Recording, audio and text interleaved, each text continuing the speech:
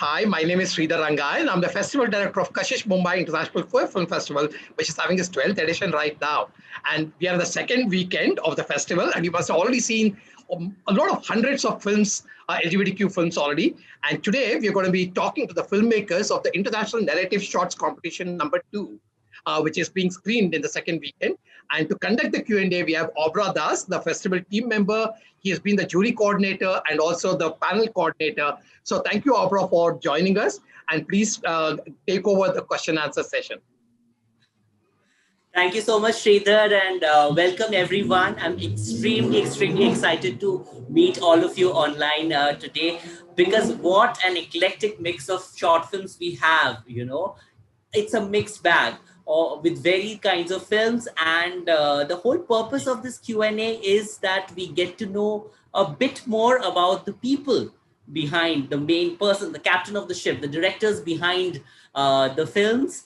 We are going to know a little bit more about you, what you do, and we'll also know about the film. I would request all of you to one by one tell us your names, your pronouns before we begin, and maybe we'll start with Belle. Belle and Gabriel are representing the same film, A Bronx Story. Over to you, Belle. Okay, so my name is Bel Soto, and I work with Gabriel. I pronounce him his. I'm from Peru. I don't know, Gabriel. We have been working for a long time. My background is in fashion. I do a lot of motion for fashion, but then my really passion is filming.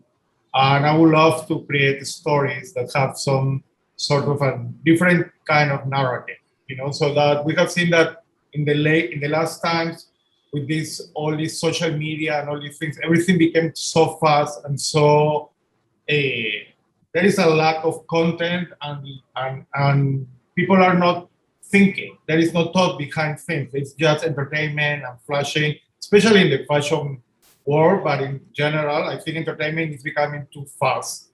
And we just wanted to have a time to reflect on things that are part of our lives, like LGBTQ people, and also that represent a different way of telling stories, I don't know, Gabriel, what you want to add? Yeah, hi, I'm Gabriel PEñA. I'm Peruvian as well. As Belle said, we've been working, for quite some time in photography and in films. My background is more like a creative director from advertising, but I kind of left that behind some years ago because I was feeling a bit, I didn't want to contribute more to, marketing in the world or selling more things. So we decided to get together and start, this narrative journey. And our idea is basically to give voice to people who, are not necessarily always represented, and try to give a little bit, of our, like a grain of salt into helping, break down, stereotypes, and make it, make normalize kind of like, whatever it means to be an LGBTQ plus person. So that's kind of like what's motivating and driving us to do this type of work. Right, and you're also based in Peru as well. Like I saw you traveling.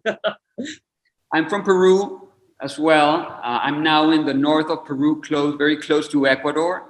And but I have a base also in New York, so we're always coming back and forth. But the idea is to come to Peru and start, digging more and telling more this stories of this unseen people that are, left and right everywhere here. So it's a very nurturing place to find stories and to tell them. So that's why I'm here doing a little bit of a scouting for a few weeks.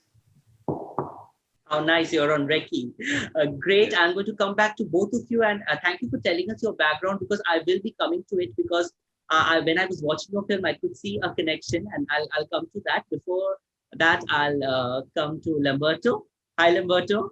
Could you please tell us from where you are joining us and a little bit about yourself? Because you are very much a part of the film that we saw. So, Hi, thank you so much. First of all, for the invitation and for this meeting. To me, it is magic to be talking at the same time with India and Peru.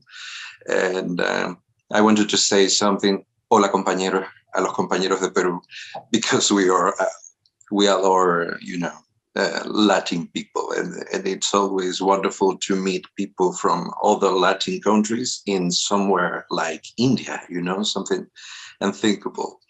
Well, first of all, I'm an actor. Right now, I'm an actor-director, but my first occupation was an actor, and indeed, I started to direct short films to play the parts I didn't used to get as an actor, but more and more it became something different. And nowadays I direct as much as I act. And when I direct, I used to like to tell the stories I don't used to see very often in the screen, and it has so much to do with LGBTQ people and all these stories of invisible people, not only because of their orientation or identity or anything, but we used to see the same stuff in the movies always. Marvel is marvelous. We all like to be entertained by superheroes or something like that, but I like to tell the stories of the other kind of superheroes, everyday heroes. We don't used to see that much, wonderful, Lamberto. Thank you for giving us an insight into your background. I'll be back and we'll discuss about your film in detail then. We have Henrique and Matthew who are representing. Hi. They are representing the film, The Last Romantics of the World. So could you please tell us a bit about yourself? Go ahead. Yes, I'm so nervous because I can't speak English, but my brothers help me. Matheus Arruda. Matheus Arruda, I am a consultant, a creative consultant to Henrique in most of his films. I help with most of the things. I'm kind of a general do everything in the creative field for Henrique, and I also do subtitles, and I have a firm grasp of English, so not as good as I would like, but anyway, better. Usually, so I do the subtitles for him, and we work as a team in general. We are always involved in projects. Me in particular, aside from this film, I also work as an academic. I teach and I write scripts. Of course, my main field is writing, just writing. He is more of a director. Yes. I'm gay. I'm very proud to be here with you today, and I'm very proud to be in festival too. In The Last Romantics of the World, it's my very, very personal project because it's a movie que eu trabalho há muito tempo. He's on this film for a very long time. He's been on this project for a long time. Foram 5 anos. 5 years. Yes, para poder financiar esse projeto. To finance this project, he's been on it for 5 years, been through countless government funds and whatnot. Yes. E nós conseguimos o financiamento através do governo do estado de Pernambuco, e aí nós gravamos. Yes, we had to get funding from the government, from our state of Pernambuco in Brazil. And it was a very troublesome process to get this funding, and then we finally did the film last year, was it? Yeah, like 2019. My sense of time is a bit loose with the pandemic, but anyway, 2019 was when we filmed the film in question. Very, very long project, very long process, very difficult process. It was a dream come true in many ways. E para não falar mais, acho que por enquanto é isso. Muito obrigado, muito obrigado. We try not to go on too long, but in general, that's the gist of it.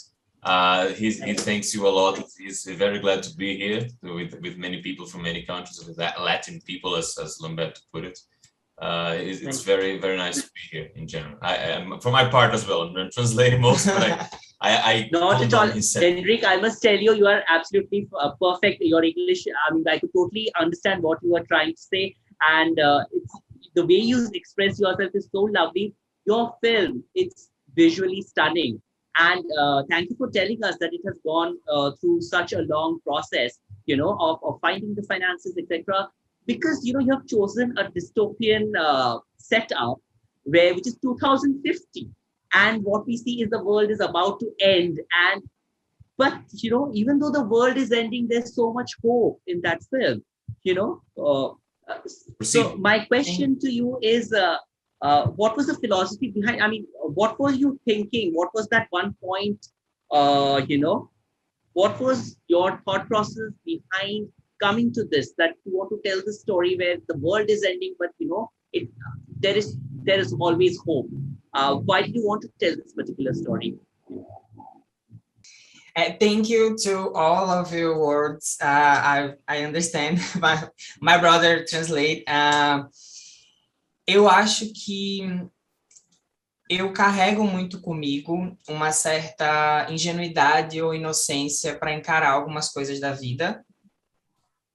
I think he's saying he bears with him a certain innocence, a certain naivete that he's proud of to carry with things of life. He thinks that is very important to maintain that sense of innocence, that sense of naivete, to face things in life, very difficult things, LGBT person.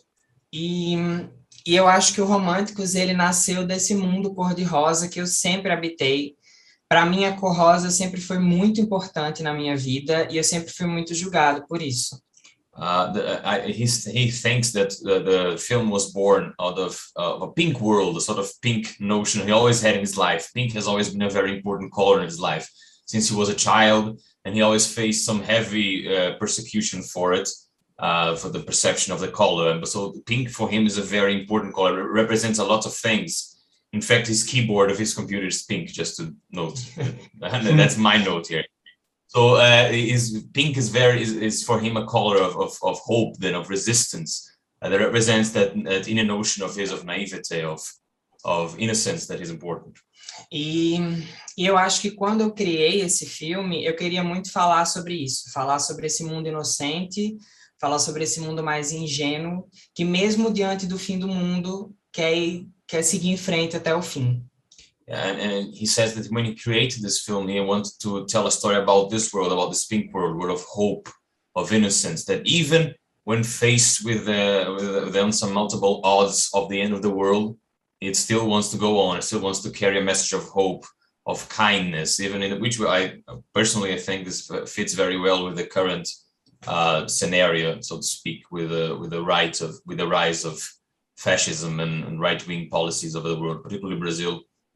Is facing this sort of crisis. This is more of my observation. Fora Bolsonaro. Yeah, fora Bolsonaro. Bolsonaro being the president of Brazil currently, for those maybe unaware. His policies towards genocide. Yeah, he's a genocidal man. And I think the movie we think, of course, the movie has been in general as a sort of opposition to that, as a message of hope in face of crisis that we are currently facing. E eu queria que ele fosse I think it's very universal, you know. Hope is such a universal feeling, which you absolutely, your film is full of that. There was a very funny scene where, you know, on the radio, they are saying that the world is going to end, but there was one lady who was still there, you know, saying, no, I still have to finish my assignment. You know, it might take 2 more hours. You know, and those quirky little instances were really funny. Tell me how it was. Tell us a little about the casting procedure. The actors, you're brilliant actors and very nice music. So how did you bring them together for this film? Muito obrigada. Thank you so much. Os atores foram presente enorme que eu recebi, assim. A gente procurou primeiro pelo elenco mais velho. Aliás, a gente buscou primeiro o elenco mais jovem e depois o elenco mais velho. He says that the actors were a gift to him. Like, it was very, very fortunate. They first looked for the os mais jovens. First, they looked for the younger actors, the more younger actors, but then they went more for the older ones. porque toda a minha pesquisa, enquanto meu cinema, fala sobre envelhecimento da comunidade LGBT. Então, para mim, era muito importante que o elenco, que também fosse mais velho, tivesse um lugar importante nesse filme. Então, é por isso que ele tem papéis muito importantes, como, por exemplo, da Leila, que corrige as provas, que é interpretado pela Raquel Simpson, uma atriz fantástica daqui de Recife, que ela tem uma história linda, pelos clubes noturnos e fala um pouco, senão eu falo muito. He says that in his work as a LGBTQ person, he always focuses a lot on the aging, on the sort of the aging process, the aging of the gay men and whatnot. He's always been focused on that a lot. Yeah, the effects of aging, how long can we go, and that sort of thing. Which is, I think, that's more of my observation than translate. That this is part of why the film is futuristic. He likes to sort of place the future of the LGBTQ people. Anyway, and the topic in general, when it comes to Lilac, for example, Leila is the person who makes that line, the scene you liked about the tests that have to be delivered before the end of the world. That actress is Raquel Simpson, has a wonderful story as a person. She has participated in many programs in the nightclubs of the city. She has a very long history. She's kind of a legend of her own in the underground scene, the nightclubs and shows and programs. She has been an entertainer for a very long time. So it was kind of a homage to that as well, of her career. Eu acho que esse filme ele presta uma homenagem a todas essas transformistas e trans que tem uma história muito grande aqui na cena noturna de Recife. This film, he says, is very much built as an homage to all the people of the drag queens, the transsexuals, all the people who of this nightclub scene of this city, Recife. Todas elas são muito, né? Yeah, all of them are very important, very big people, very impact in the film as well. In the film proper, they have sort of this respect, which comes from this history, this tradition. A very unknown history to many people, particularly to you. I imagine none of you must be familiar with, of course. So so that's the aim of the film, is to bring these people to the stage that they always deserved. Right. Great. Thank you. I'll come back to you. Yes. Now sorry. I was just saying, did I fail to answer anything? Did I leave anything out? Was there anything else you wanted to know? No problem. You actually summed it up pretty very well. Thank you. I'll come back to you. Now, Bill and Gabriel, your film, you told us you are from a fashion background, and your film, A Bronx Story, is about two gay men, but they don't speak to each other. And you have stunning visuals. It's more like when I was watching the film, it felt like it's poetry. There's so many visual poetry was going on. There was such lovely visuals, and then we see these two lovely men. Sometimes they're walking on the streets, eating food, the lovemaking scenes. Everything was just so poetic. So tell us, how did you come up with this whole style that no, my actors will not speak, we are going to tell something more without telling much? So please tell us that. I think one of the things that Gabriel and we love is that to leave the viewer to fill the gaps of the story. So we didn't want to tell everything. We wanted to create a comfort zone where I think like everybody will identify with at least one or two scenes of the film, because it's about humanity. It's not and about relationships, and specifically gay relationships. So one funny thing is that one of our actors is deaf.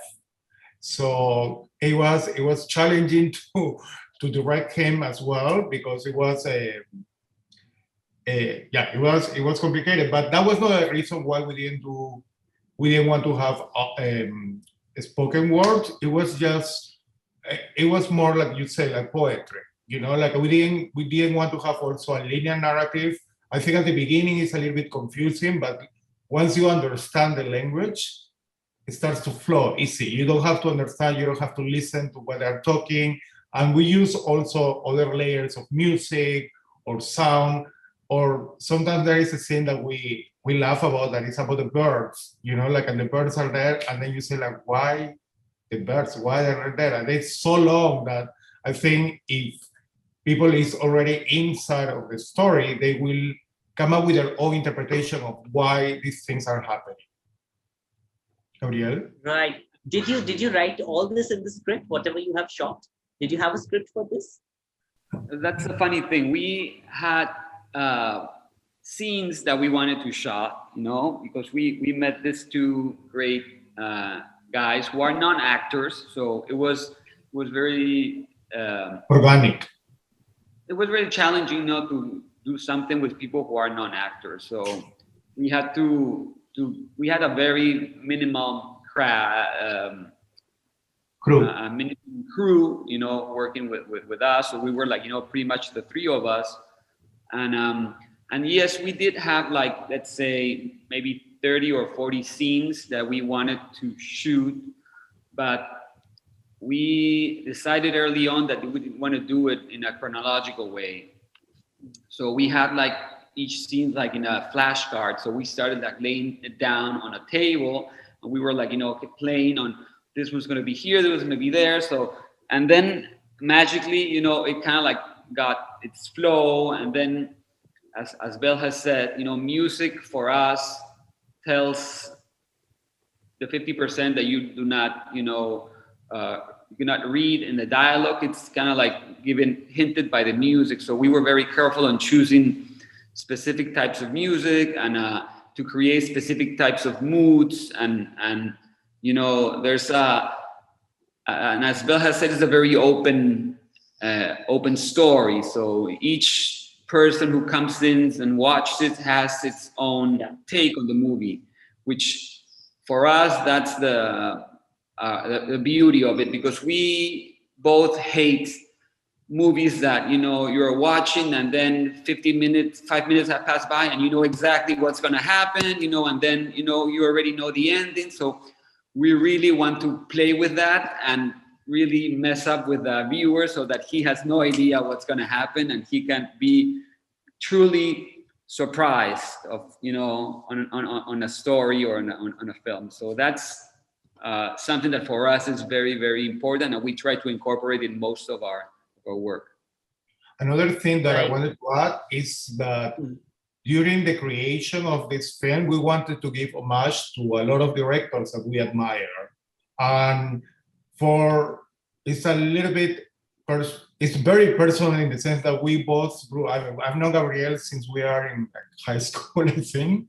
We were like in high school, and we would remember movies or things that we have seen together. And then like we did homages like on purpose, only for people who really have seen movies and love movies. There is an homage of Fassbinder when the guy is under a train. Then there is the homage of Wong Kar-wai when the guys are eating. There is an homage to Almodovar when they're watching TV. So we wanted to, it was kind of a love letter to the people that we admire, and somehow they have influenced our vision, with a different way to see films, you know, because I think it's important, you know, to like, I think the new generations just are pushing forward, but they're forgetting the languages and the pace of things that let you take a break and think, you know. So that I think that was always in our mind, you know. It's like we always have this joke that we say like, it's our movie, so we can do whatever we want, you know, like we don't have to, if you don't like it, you don't like it. But it's, you know, like we just, not in a negative way, but, you know, like we wanted to just make it very personal. So I think it's very important to remember all the people who have created the languages that we have now, you know, and we wanted to give homage to that. Yeah, I mean, I will be coming back to both of you about the funding of the film, but before that, I'll move on to Lamberto. Hi, Lamberto. So you told us that you're an actor and a filmmaker now, and we have seen you in the film. Your film is such a wonderful story, which begins, you know, with a sick dog which is almost dying, And by the end of it, it becomes so emotional. And you manage to get all the three generations, in one space with the dog. And there are these beautiful moments of you with your neighbor, the grandmother. So tell us a little bit about how you came up with the story of these interpersonal relationships within the family and also with your neighbor, because these days we are living such, our lives are we are so full of ourselves and our work. We don't know who our neighbors are, and you do reflect that in your film does reflect that a bit, and yet there's a nice bond that gets created. So please tell us about how you came up with this thing, with this story to tell. Okay. First of all, I would like to say I'm dying to see my fellow colleagues' short films, because I was listening to, I'm sorry, I didn't know to pronounce, I don't know to pronounce the Brazilian name correctly, but my colleague in Brazil, I was listening to him talking about Bolsonaro and about the people of a certain age in the stories. And I was hearing what Bel and Gabriel was saying about the homage to Almodovar and all the people we used to know. And there are so many coincidences between each other. And I think it is very related to the way we do things in independent movies. None of us, we have a huge production team behind us. It is only about these stories we want to tell in a very independent way. And I think that in the movies, we are more linked and related to the real stories, everyday stories we know and we used to live. And Lila, my short film, the story you were talking about, the thing is that the whole story, the script, started with the idea of that scene you were talking about two neighbors, an old woman and a young neighbor, who is the only character who is not part of the family who leads the story in Lila. It is the story of three generations, as you said, a grandmother, a daughter, and a young woman. I don't want to make any spoiler, but a grandmother, a daughter, and a granddaughter. And we follow what happens in this family along just one night. It starts with Lila, the dog that starts the conflict, but it is kind of an excuse to talk about so many other things. And the neighbor, I only have a few scenes, but as I tell you, the whole story started with that idea. I would like to tell what happens if we put out the social conventions. And if you are a 30-something age old man and an old woman knocks at your door at maybe 2 or 3 a.m. in the night, we used to get very upset, and I would like to tell what happens if you stop and reflect about if someone knocks at my door, even if it seems very upset or even yelling at me or anything, but maybe she, in this case, is doing that because she needs something. Maybe she needs help. Maybe she's alone. And I wanted to tell what happens if you put out that social convention and you let yourself connect with other people through tenderness, because we never see tenderness at movies. Tenderness is related to be weak, and we are always telling and watching stories of strong people, above all strong men, and indeed the title is Lila because of the name of the dog, but the first title of the story was the tenderness, because for me, that's what it's all about, the short film, you know. And then you have a diverse portrait of women in this case. And in this short film, my previous short film was all about a 80-something-age-old woman who returns to her born city, and suddenly her daughter and her granddaughters discover that she had a first love, a woman, and that she is a lesbian. It is all about that. And in this case, in this short film, I didn't want to put the LGBT conflict in the center of the story, because I wanted to portray the LGBT reality as a part of everything else, you know, because we are so used to, above all with lesbian characters, to see toxic relationships, tragic relationships. I have so many lesbian girlfriends that used to tell me, I'm dying to see a movie in which there is a lesbian relationship in which they both are happy together, you know. And I wanted to show this. Yes, there is a conflict about their reality, a lesbian couple, but this is not tragic. They are struggling with something that happened a year ago, but they are together. And this is not the center of the story, you know. I was laughing before because I was hearing to Bell about the homage to Almodóvar, which is, of course, a huge reference for me. And I'm from Spain, but not from Madrid. I'm from Canary Islands, Canarias, which is a place very related to places like Peru and everything. And here in Canary Islands, some colleagues used to tell me, you are the Canarian Almodóvar.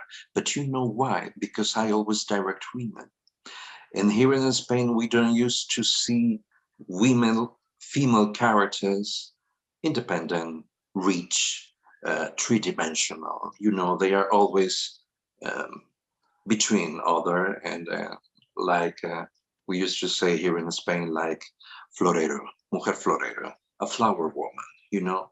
They are there to make the scene more beautiful, but they are not the heroine of the story. And I used to work with actresses. I don't know why. This is a coincidence. It's not a premeditated thing, you know, but in this case too, I am the only actor, they are all actresses, and you can see different conflicts that you can have if you are 20-something, 40-something, 80-something, and for me, it's all about tenderness, as I told you. That's so beautifully put, Lamberto. Yes, tenderness and kindness is something we all need in our lives, and you have quoted it so beautifully.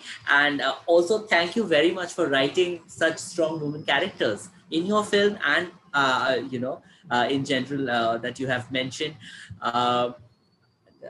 Now, like you mentioned, Lamberto, I will be coming to the others as well. If you mentioned about funding and about, it is difficult to make films independently. So if you could just tell us about the funding process and what are your next plans, after this, what are you doing and what are you doing about the funding, the process? I think Henrique also mentioned that, the film has gone through 5 years to get those funding. So those of us, in the audience who are watching, who are aspiring filmmakers, get a sense of, what are the various avenues they have and what they should be prepared for if they're trying to make their next film through your experiences. If you could start, Lamberto, and then we'll go to Gabriel and the others.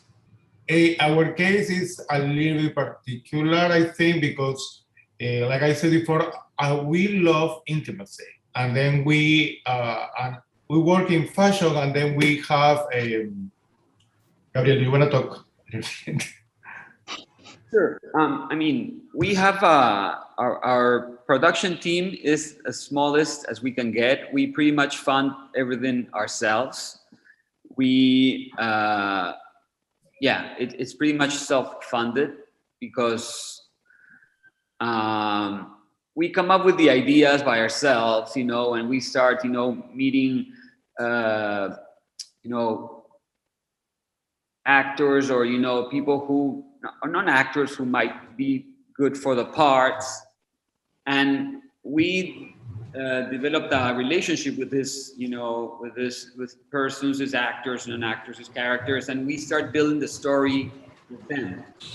So we have an idea of where we want to go, you know, a very clear idea of what we want to do, but there's always the input of the experience of the other person that helps us nurture it. And since these people are non-actors, it's easier for us to, or for them also, to relate to things that they're familiar with, instead of, you know, you have to do this and then the other person doesn't even know, hasn't had that experience. So it's much harder to get something true from someone who's, you know, an actor than who's not an actor. So we shot this short in maybe 4 days tops, you know, non-full days, and we did the scouting location, you know, we were doing wardrobe, we were, you know, so we were like on top of everything, and it was just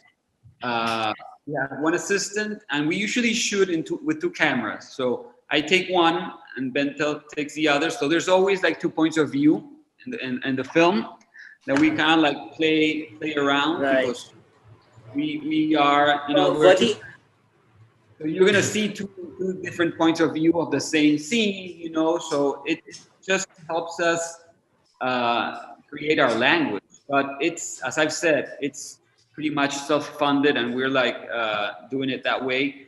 We're working on a couple of projects in Peru that we're like super excited to start working once the pandemic, you know, starts allowing us to travel and to be in safer environments to shoot.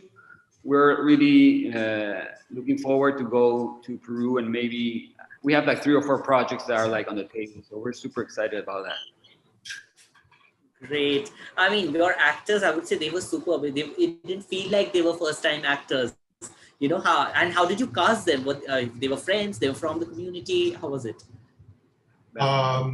One of them, I meet models, and like always agents send you people just to meet them for future projects. And I met them separately, but they knew each other, and we didn't know that they knew each other. And when we wanted to put the idea, both lived in the Bronx, and then the conversations that I had, especially with Alexis, it was, we didn't want to do the typical story of people of color in New York. You know, like people try to like dramatize and make it as if it's a music video with, okay, living in the Bronx.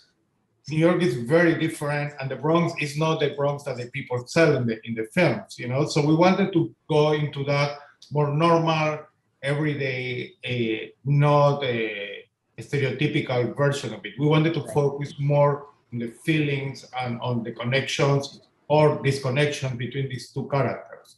Another thing that also we wanted to do is to create nobody's good and bad, you know, like everybody has many brushes of in their personalities or their behaviors, and we wanted to do that. So you don't know, there is no one line of, okay, this is the good person, this is the bad person, no? So it was very, but again, we discussed everything. I think the most important thing for us is to create that real connection with the person, you know, because that way, trust is very important, especially when you work with no actors, so they can really bring things, because as we all know, the camera can see everything. You know, if it's not real, you know that they're acting. And then we didn't want them to feel like they were acting. We want them to be real. There is a scene when they are having a discussion, and we don't even know what he was telling him, you know, because we decided to film.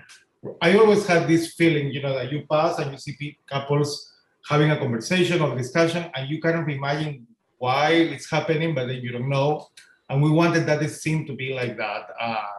it was a Gabriel idea to have the train behind them. So it made the excuse that, oh, you don't hear anything because of the train, but then you can understand what's happening just because, you know, we don't even know what they were talking about. That's one of my favorite scenes, but because they made up for something and they got so much into the argument, and then we just were filming it, you know, and then it was very beautiful. It was a very beautiful experience, you know. Besides a lot of work, it was a very beautiful experience. Right, and I also remember this is a fantastic scene where we actually see both the people. One is in the kitchen, one is reading a book, and you know they are in the same space.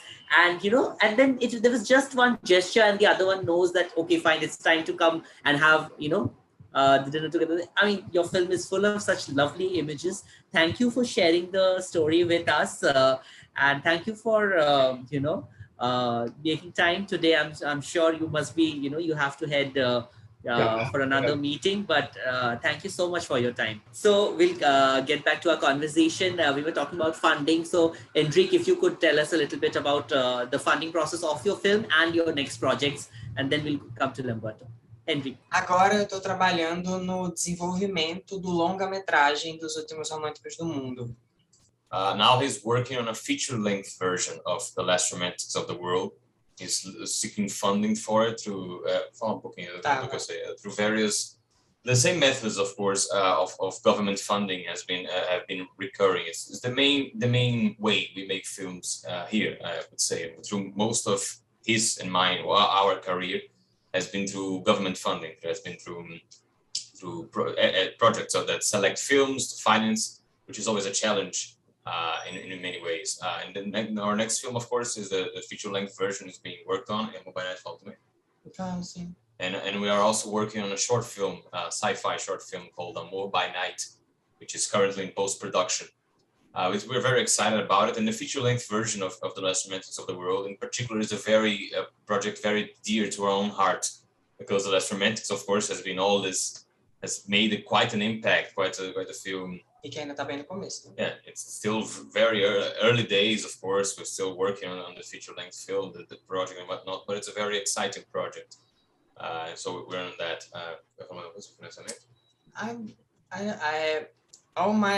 Todos os meus primeiros filmes foram financiados por campanhas no Catarse, campanhas de financiamento coletivo aqui no Brasil.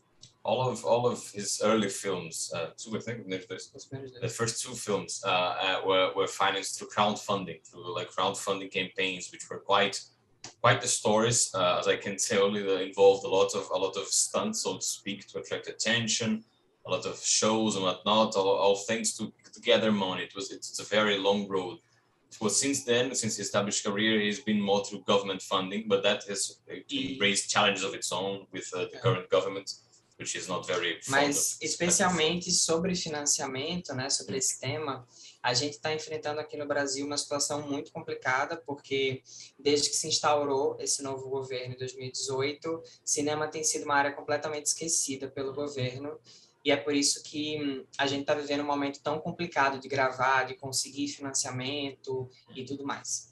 Yeah, with funding specific, since most of the independent cinema funding depends on the government here, as we are saying, here we are facing a time of dire crisis, the likes we haven't seen since the dictatorship in the 70s and 80s, because with this current government, with Jair Bolsonaro, he's blocking a lot of funding for the films. A lot of the main funding is the general area of government-backed films is being gutted through. It's completely different. Particularly LGBTQ films are nearly impossible to get funding. So it's a real challenge. It's a real case of censorship. We're having to really play ball with censorship, trying to make ways to sneak past.